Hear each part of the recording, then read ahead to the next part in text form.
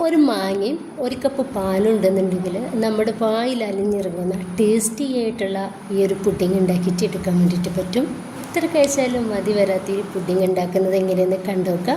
കണ്ടുകൊണ്ടിരിക്കുമ്പോൾ ഇഷ്ടമാണെങ്കിൽ നിങ്ങളുടെ എല്ലാ സപ്പോർട്ട് ഉണ്ടാവുക. അതിന് വേണ്ടിയിട്ട് ഞാനൊരു സോസ് പാനിലേക്ക് 2 കപ്പ് പാൽ വെച്ചെടുക്കുന്നുണ്ട്. 1 കപ്പ് പാൽ വെച്ചിട്ട് നമുക്കിത് ചെയ്തെടുക്കാവുന്നതാണ്. ഇതിലോട്ട് 1/2 കപ്പ് പഞ്ചസാര ചേർത്തിട്ട് ഒന്ന് മിക്സാക്കി കൊടുക്കുന്നുണ്ട്. 1 ടീസ്പൂൺ വാനില എസൻസ് കൂടി ചേർക്കുക.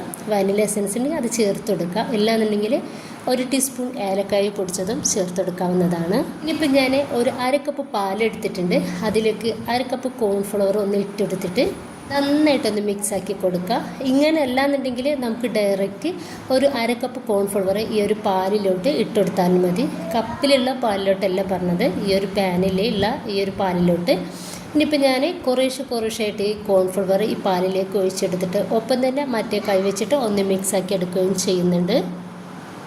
ഈ ഒരു കോൺഫ്ലവർ നമുക്ക് നന്നായിട്ടൊന്ന് വേവായിട്ട് കിട്ടിയാൽ മതി. ഇനിയിപ്പോൾ ഞാൻ ഒരു മാങ്ങയാണ് എടുത്തിട്ടുള്ളത്. ഈ ഒരു മാങ്ങയുടെ തോലൊക്കെ ഒന്ന് ഒഴിവാക്കിയിട്ട് ചെറിയ കഷ്ണങ്ങളാക്കിയിട്ടൊന്ന് എടുക്കുന്നുണ്ട്. അപ്പോൾ കോൺഫ്ലവർ നന്നായിട്ടൊന്ന് വേവായിട്ട് കിട്ടിയാൽ ആ ഒരു സമയത്ത് നമുക്കിതിലേക്ക് നമ്മൾ ചെറുതാക്കിയിട്ട് കട്ടാക്കി വെച്ചിട്ടുള്ള ആ ഒരു മാങ്ങ ഇതിലേക്ക് അങ്ങ് ഇട്ട് കൊടുക്കുക. ഇത് ലാസ്റ്റ് വേണം നമ്മൾ ചെയ്തെടുക്കാൻ വേണ്ടിയിട്ട്. അപ്പോൾ മാങ്ങ ഇതിൽ കിടന്ന് വേവാവൊന്നും ചെയ്യരുത്. നന്നായിട്ട് നമുക്ക് കടിക്കാൻ കിട്ടുന്ന രൂപത്തിലായിരിക്കണം ഈ ഒരു മാങ്ങ. ഇനിയിപ്പോൾ നന്നായിട്ടൊന്ന് മിക്സാക്കി കൊടുക്കുക. മെല്ലെ ഒന്ന് മിക്സാക്കി കൊടുത്താൽ മാത്രം മതി.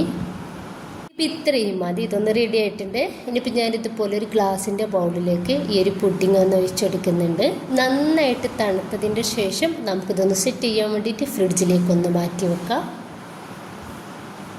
അത് നന്നായിട്ട് തണുത്തിട്ടുണ്ട്.